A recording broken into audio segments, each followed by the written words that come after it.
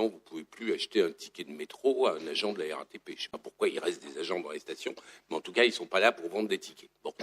Les difficultés de compréhension de signalétique, etc. Tout ça, ce sont des choses qui sont largement sous-estimées. Mais je vous conseille simplement de prendre un jour un billet d'avion pour Tokyo et de vous mettre au milieu de la ville de Tokyo où vous ne comprenez rigoureusement rien à ce qui est écrit nulle part et vous verrez que ces difficultés sont bien réelles. Enfin, bon, un exemple de handicap directement opératoire, c'est évidemment l'absence de permis de conduire. Sur chacun de ces items, vous avez à peu près 10% de la population française qui est concernée. Alors, comme, je dirais très cyniquement, je vais dire, on a la chance qu'une partie de ces handicaps, enfin qu'il y ait des gens qui aient plusieurs handicaps, on n'a pas le droit d'ajouter les 10, 10, 10 et 10 pour faire 40, on doit arriver à 25-30% de la population qui a au moins un de ces handicaps. Alors, en raison de handicaps économiques maintenant, la mobilité, c'est comme le reste, hein, ça a un prix, ça a un coût. Et tout ce qui a un prix peut être plus facilement consommé quand on a beaucoup d'argent que quand on en a peu. Bon, ça c'est un peu l'évidence absolue de tout domaine de consommation. Et vous voyez là, dans une approche traditionnelle, que, eh bien, à mesure qu'on monte, alors les D, là, ce sont les déciles de niveau de vie, hein, le D1, c'est les 10% les plus pauvres, le D10, c'est les 10% les plus riches, et entre, c'est les 10% qui montent dans l'échelle sociale. Vous voyez qu'en mobilité dite quotidienne, eh bien, en gros, tout se passe, je dirais, en dessous de la médiane, hein, c'est-à-dire que vous avez effectivement des gens qui sont autour de 15 km par jour dans les niveaux de vie les plus faibles. Arrivé à la médiane, on est à peu près à 30 km par jour, et par personne. Hein, et ce n'est pas des adultes, hein, c'est les plus de 6 ans. En revanche, vous voyez que dans la mobilité dite à longue distance, alors c'est la courbe jaune, moi je ne la vois pas bien sur l'écran, je ne sais pas si vous la voyez vous, mais enfin, il y a une courbe jaune. Hein, et cette courbe jaune, elle monte très vite, très très vite, mais uniquement vers les très hauts, enfin les hauts revenus. Hein, et donc vous voyez deux logiques assez différentes, hein, de croissance de la mobilité. Alors, ce que je vous propose simplement, c'est de dire, au fond, oui, c'est bien gentil de dire des choses comme ça, mais le revenu, d'où il vient? Alors, on va prendre les choses à l'envers. Prendre les choses à l'envers, c'est se dire, est-ce qu'on a les mêmes chances d'avoir les mêmes revenus selon qu'on a des bonnes capacités de mobilité ou pas? Et qu'on a bien réussi à l'école ou pas. Bon. Alors là, vous voyez un tableau où vous avez d'une part, enfin ce qui est dans le tableau, c'est le taux de chômage. Bon, on aurait pu prendre les salaires, c'est le taux de chômage.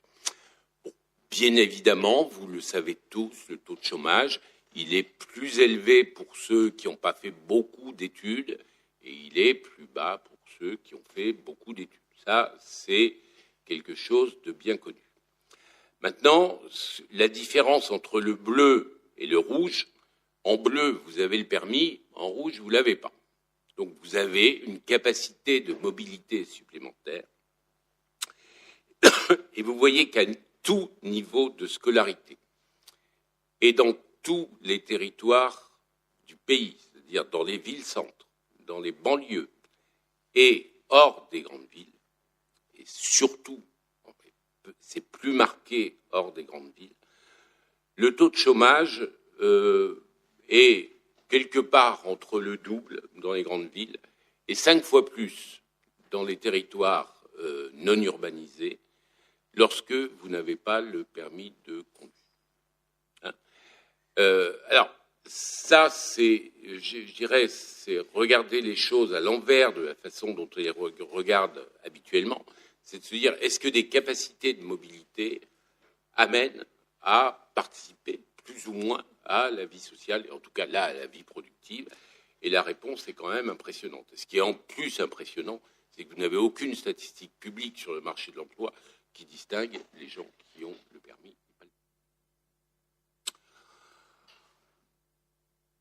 Donc, l'idée de causalité circulaire. Alors, j'en viens maintenant à la question de la vulnérabilité des périurbains modestes au prix du carburant. Alors, je dirais qu'il y a des réalités tout à fait objectives là-dedans, c'est que, hors des villes, des grandes villes, on est très, très dépendant de la voiture, et y compris pour les ménages les plus modestes. Deuxième point de repère, en général, quand une boîte est en crise quelque part au fin fond de la Normandie, vous avez des consultants qui débarquent de Paris et qui viennent dire oui, mais d'accord, mais là, il y a des emplois à 40, 50 kilomètres. Bon, comme s'il y avait des RER au fin fond de la Normandie. Bon, en gros, faire 20 kilomètres matin et soir en voiture, c'est un coût de l'ordre du quart du SMIC, dont 8-9% sont pour le carburant. Alors, je ne sais pas si vous acceptez d'aller bosser pour avoir le quart de ce que vous gagnez piqué par le déplacement, mais il y a finalement peu de gens dans ces situations-là qui l'acceptent. Et donc, on voit bien que là, on a un vrai problème. Le troisième élément, je dirais, qui est important dans tout ça, c'est que nous avons été, des années 60 aux années 2000, accros à la baisse, je dis bien la baisse, du prix des carburants en termes relatifs. C'est-à-dire que là, ce que vous voyez sur le graphique, c'est le nombre de minutes de travail au SMIC pour acheter un litre de carburant. Vous voyez que 1960, au milieu des 30 Glorieuses, il vous fallait 40 minutes au SMIC pour vous payer un litre de carburant. Bon, on est arrivé à 10 minutes, on croyait certainement dans notre inconscient qu'on passerait à 5, à 2, à 1, etc. Ben non, ça y est, c'est stabilisé, on est aux alentours de 9 et ça bouge plus. Et ça bouge plus, il n'y a plus, à la fois parce que le carburant a augmenté et parce que la croissance n'est plus ce qu'elle était. Et donc, on est dans une situation là où il n'y a plus de progrès de ce côté-là. Le seul vient simplement de l'efficacité des. Enfin, on est aussi dans un contexte culturel. Alors, le périurbain, alors vous prenez des milliers d'écrits, enfin les plus aberrants sont ceux de Jacques Lévy, mais il y en a bien d'autres.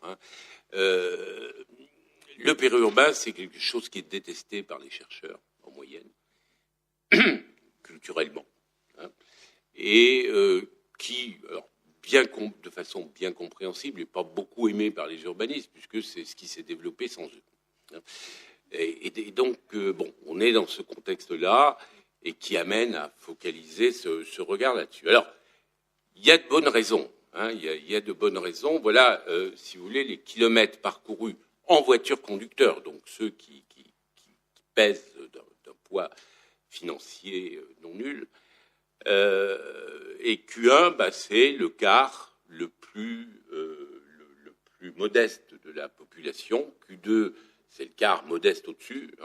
Et vous voyez que, bien évidemment, l'usage de la voiture est très élevé dès lors que vous sortez des cadres urbains. Alors, PTU, pour ceux qui ne sont pas du domaine, ça veut dire périmètre de transport urbain. C'est en PTU, vous avez des bus.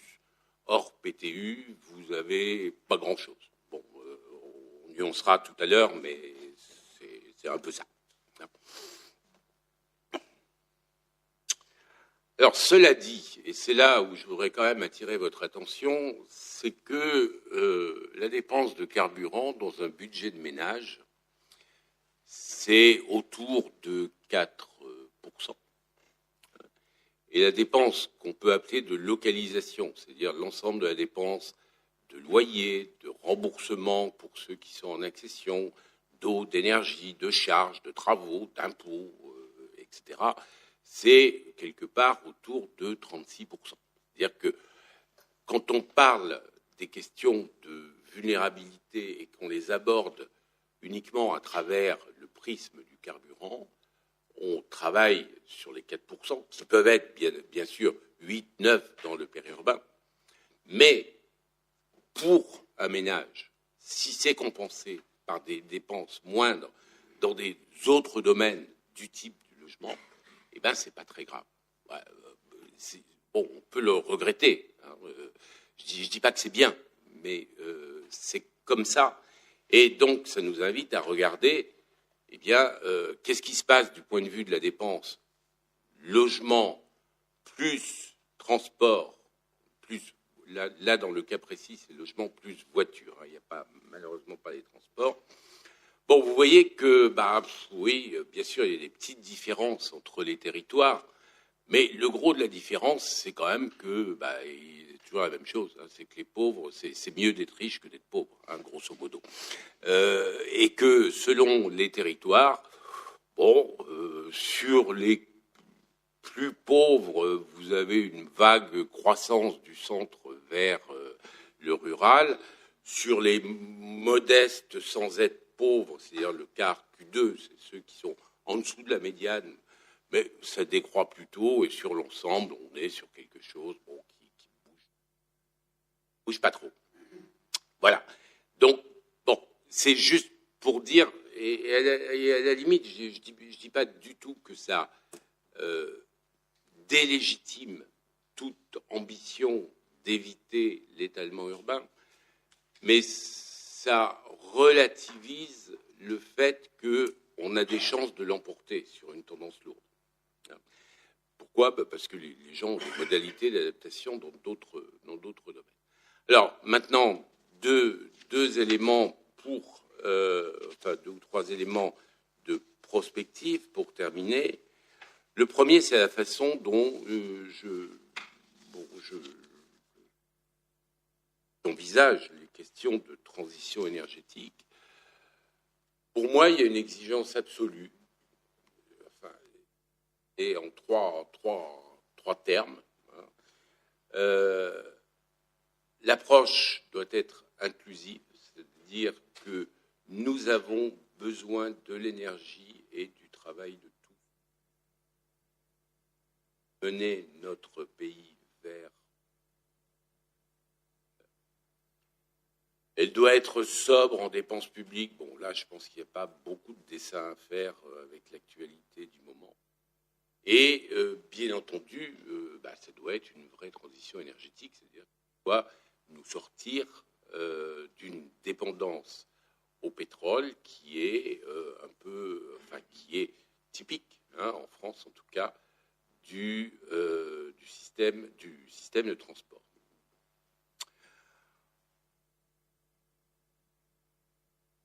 Bon, alors là, juste un mot, et on pourra en discuter, mais bon, on ne peut pas éviter de ne pas présenter ça, dans la mesure où sur les questions de transition énergétique, vous entendez à 95% les associations vous dire « je passe de la voiture au transport public et voilà, le job est fait ». Bon, le job, il n'est pas tout à fait fait parce qu'après, il faut trouver des moyens de le financer. Et ce que vous voyez en bleu foncé, c'est le coût public. Et vous voyez qu'en gros, vous avez quand même il faut arriver à les financer. Et d'autre part, que, indépendamment de la répartition entre coût privé et coût public, dès aujourd'hui, en tant que système, le système de transport public est plutôt plus coûteux aux voyageurs kilomètres que la voiture, pour une raison basique. Hein, c'est que la voiture, vous la conduisez, et que le bus, il y a quelqu'un qui le conduit. Je simplifie outrageusement, mais il y a beaucoup de ça dans la question. Alors, dernier élément, aborder une transition énergétique. Alors, on a tous en tête que, décidément, on est les premiers à aborder des transitions énergétiques. Non. On a connu des transitions énergétiques dans le passé et des transitions de mobilité, et notamment au XIXe siècle. Alors, je vous rappelle la situation 1830, qui est quand même une situation, on va dire, légèrement et inégalitaire, vous aviez à peu près 0,5 ou 0,1% de la population qui se déplaçait en voiture à cheval avec un cocher, des chevaux, machin, et puis 99,5% de la population était par les cochers quand ils n'étaient pas au bon endroit sur la rue. Bon, cette situation-là, elle était insoutenable avec la croissance urbaine, socialement. Bon, c'est pas par hasard s'il y a eu quand même des essais de révolution. Écologiquement, alors ça, vous avez des magnifiques papiers qui vous expliquent comment Paris ou Londres vont crouler sous le crottin de cheval en termes prospectifs si la mobilité continue comme ça. Et en même temps, dans ce 19e siècle qui voit arriver plein d'activités nouvelles, ben, la mobilité est de plus en plus nécessaire. Regardons quelles ont été les réponses qui ont été apportées. Premier type de réponse, ça a été de dire, bah, des véhicules, on peut les partager. Oui, on garde la même technologie, on a des chevaux, ils tirent une voiture, mais on se met à plusieurs dans la dite voiture. Ça, c'est la création des transports publics autour de 1830 en France, mais bon, c'est à peu près ça. Deuxième idée, bah, malgré ça, cette mobilité-là en transport public, elle coûte trop cher aux pauvres. Et en particulier, ça nous empêche de mettre les pauvres, je résume, de mettre les pauvres en banlieue alors que le job est à Paris. Et donc, on va inventer des aides publiques ciblées. Ça a été le tarif ouvrier dans les années juste après la Commune, sûrement un hasard de l'histoire. Et enfin, troisième élément, bah, on va se saisir des nouvelles technologies. Nouvelles technologies, ça va être la propulsion mécanique, ça va être le rail. Et vous imaginez quand même qu'à l'époque, je dirais, en gros, garer une voiture avec 2 chevaux et un attelage derrière, ça tient un peu plus de place que beaucoup d'autres choses aujourd'hui. Et enfin, vous avez des innovations de rupture qui vont vers plus petit. Ces innovations de rupture, c'est le vélo et c'est la voiture. Essayons de nous inspirer de ça pour dire ça peut être quoi une transition aujourd'hui. Aujourd'hui, ben, on a un peu le même problème. L'usage de la voiture, bon, il ne croit plus, d'accord, mais il est, dans certaines circonstances, insoutenable socialement et écologiquement. Et la mobilité est toujours aussi nécessaire. Première solution par rapport à ce qu'on a vu du 19e, le partage. Alors là, c'est tout ce que vous trouvez autour des vélos en libre-service, du covoiturage, de l'autopartage, de location sociale dans les territoires ruraux, mobilité collaborative, etc. C'est un créneau qui a un potentiel notable. La caractéristique de tout ce qu'on peut faire, c'est qu'il n'y aura pas une solution unique. Hein. Il y a du potentiel, mais ce n'est pas avec ça qu'on résoudra tout. Bon. Alors, je vais passer plutôt aux aspects de nouvelles technologies pour dire, bon, bah, oui, nous avons un mode qu'on a complètement sous-estimé qui est l'autocar. Et l'autocar a des capacités aujourd'hui renouvelées, l'autocar sur autoroute, et il y a des tas de pays qui sont largement en avance sur nous, dont les traditionnellement usagers de l'autocar, comme la Grande-Bretagne et les États-Unis, mais aussi l'Espagne, hein, notamment Madrid, qui a un système d'autocar qui a à peu près la puissance du RER.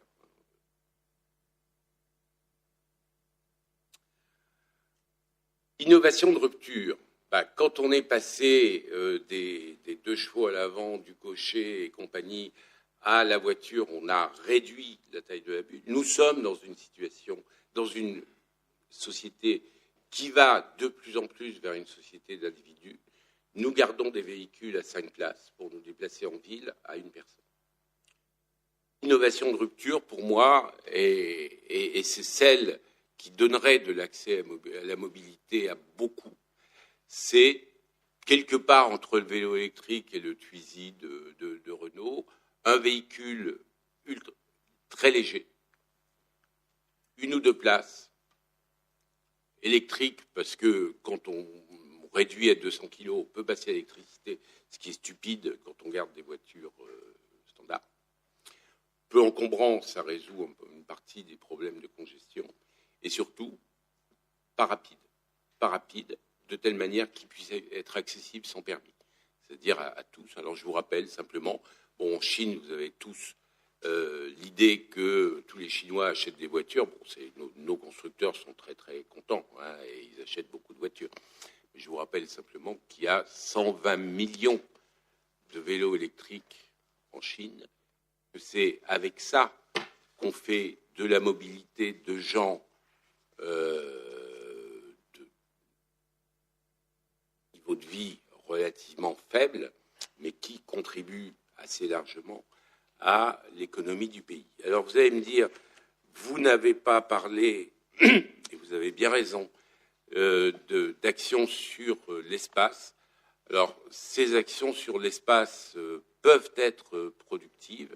Je crois que nous l'avons montré avec Marie-Hélène Massot, qui est dans la salle, dans un petit bouquin qui s'appelle La ville cohérente, documentation française, mais en quelques minutes, c'est pas possible de raconter ça, c'est un peu compliqué. Ça repose sur l'idée que, profitons des mobilités résidentielles des gens pour les orienter sur un mode qui soit socialement utile. Voilà, et merci.